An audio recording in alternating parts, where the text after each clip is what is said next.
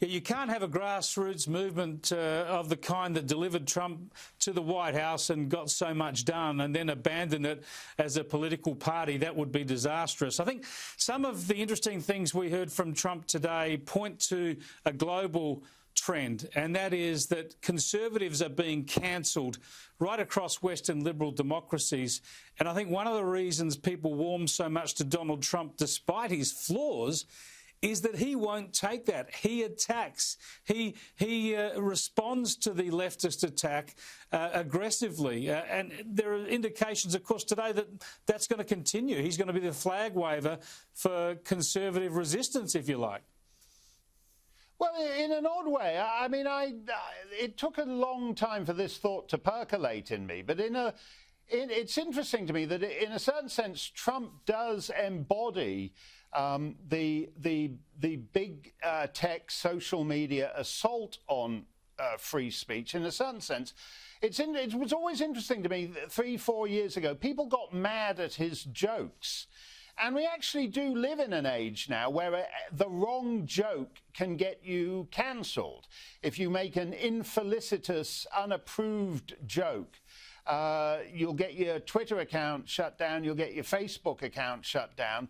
And it has always fascinated me the way when Trump is clearly joking, like that moment when he asked Russia if they happen to have Hillary's emails, could they release them to the world? That was clearly, he was just like making a joke.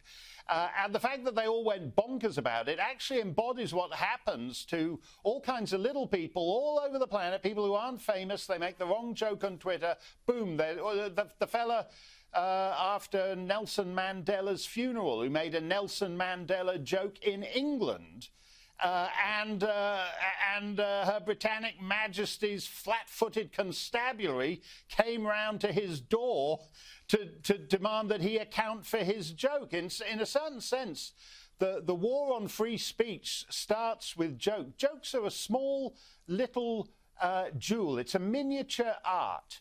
And all totalitarian societies in the end want to crush jokes, whether it's the Ayatollah Khomeini saying that Islam is, there are no jokes in Islam, or whether it's, the Soviet Europe, Milan Kundera's great novel, The Joke, where he makes the wrong joke and it ruins his life, or whether it's the woke left, which basically have moved to the Ayatollah Khomeini position, there are no jokes in wokeism.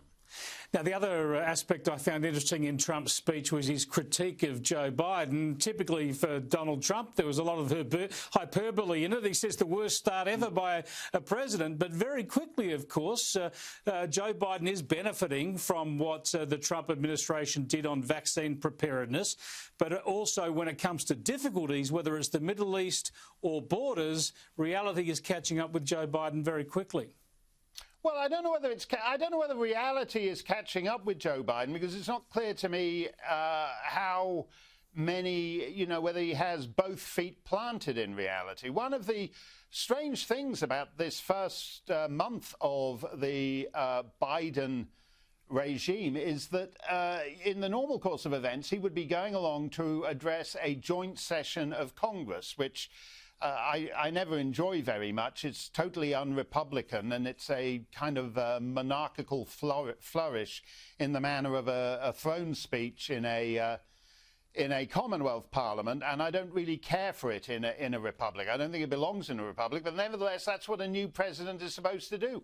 Biden hasn't done it, and when he does actually go out and talk, Mrs. Biden, the First Lady, which is a sort of honorific title. It's not supposed to be a full-time job.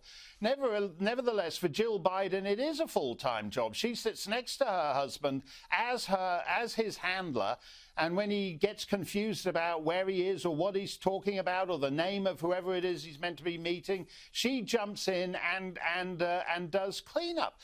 So I don't actually, if you say to me, who's setting China policy, who's setting immigration policy, I don't know who it is in there who's doing that, but I know one thing for certain, it isn't Joe Biden. He's a nominal head of the executive branch, and he's not actually an executive in any other sense of that.